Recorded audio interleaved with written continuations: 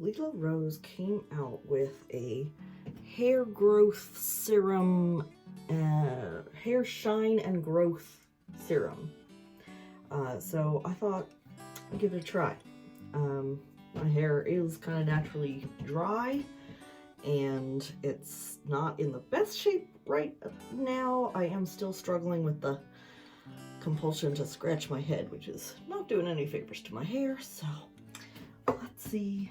I mean, obviously, I don't think we're gonna see much result in like the first application, but I'm gonna do it anyway.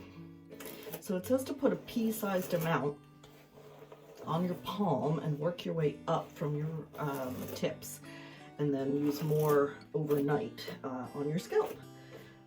Let's see, I don't think a pea-sized amount is quite going to be enough in this situation. I'm in a new bathroom and I need to figure out a new setup. But anyway, let's see.